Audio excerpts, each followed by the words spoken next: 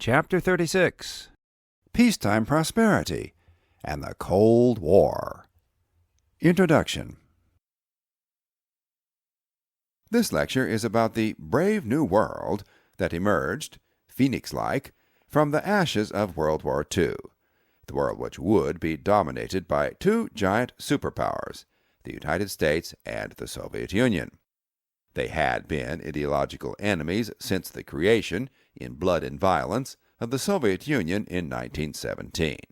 They had remained enemies, devotedly implacable, until World War II, when events combined to force them into a temporary marriage of political and military convenience, to keep the equally implacable legions of Hitler's marauding Third Reich from overrunning all of Russia and Eastern Europe, like they had already overrun France and Western Europe.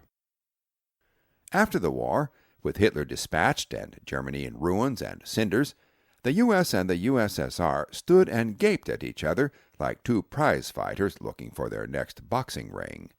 They both knew they had work to do at home, however, before they would be ready to contest each other for the mastery of the world.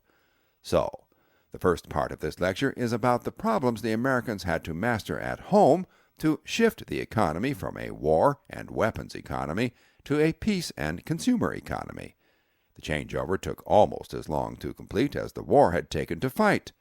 You will learn all about it, and it is very useful information to know, too, because the problems which had to be solved were the same problems any country must solve when transitioning from a war economy to a peacetime economy, which for us has always meant a transition to a consumer economy.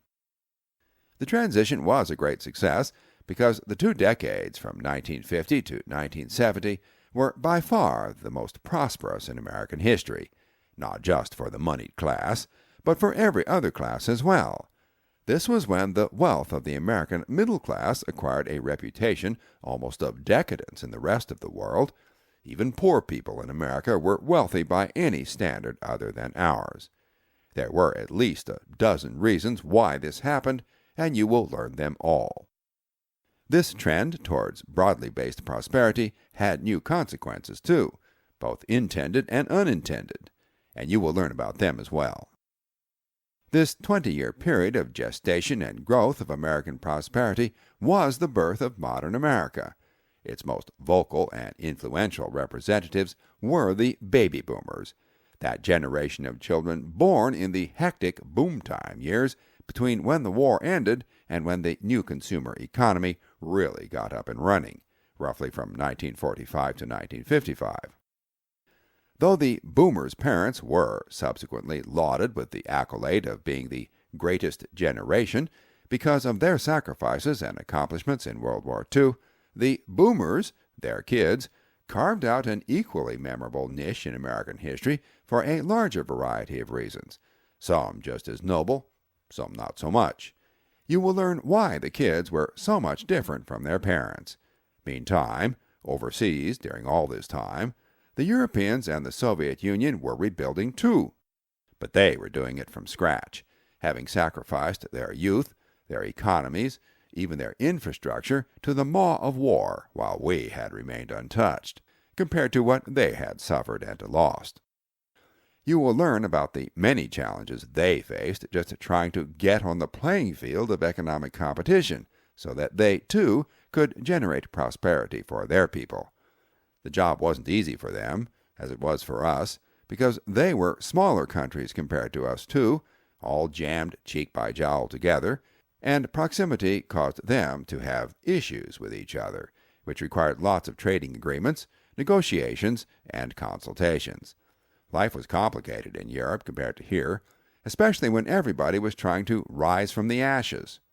In this lecture, you will learn about that complexity and what was done to try and simplify the process and expedite the results of recovery. In this rebuilding process, the mighty Soviet Union, though it had plenty of rebuilding to do of its own, still stood in the way of the Europeans, and you will learn why, and in what ways they did that. It wasn't long before the Americans began to take exception to the communist obstruction of the Europeans' rebuilding programs, because the Europeans were our friends and allies, and thus began what would soon be called the Cold War. a kind of war of threats, words, and bluster, which might have been mostly amusing if the threats had not been backed up on both sides by armies ready to march, bombers ready to fly, ships ready to sail, and missiles ready to launch against the other side in a conflagration that John Kennedy said would end all human life on Earth. When he said that, in 1960, nobody batted an eye. It was all true, and everybody knew it. The warhead on just one of the missiles that both the United States and the Soviet Union had pointed at each other in those early Cold War days had more explosive power than 10 of the bombs dropped on the Japanese, which had ended World War II. And each side would eventually have thousands of such missiles, all primed with fuel and loaded with warheads, their coordinates dialed in, ready for launch, pointed at the heartbeat cities of the other side, their technicians waiting only for a command to press the launch button. If even one such missile were launched, even by accident, all the other missiles would be launched on both sides. It would be game over for humanity. There was no chance, most people thought, that such an accident would not happen sometime. That cloud of dread hung over the world, east and west, for 40 years, until the Soviet Union fell apart. It created a gray overcast of pessimism that seeped like a poison fog into people's minds. It was what made the Cold War so chilly. In this lecture, you will learn how and why that situation was allowed to develop, and what was done to try and manage it. Because the fact was, and is, that when another world war is no longer a survivable prospect for either side, then it can no longer be a policy choice. The most it can be is a bluff, although you need to make that bluff very convincing.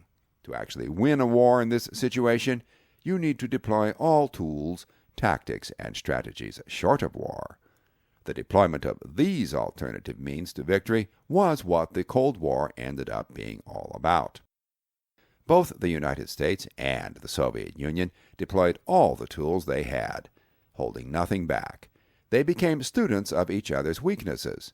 How they did that is a fascinating story of cloak and dagger, punch and counterpunch, political intrigue, propaganda wars, bribery, spy stories and scandals, and of rounding up friends for your side before the other guy gets to them first.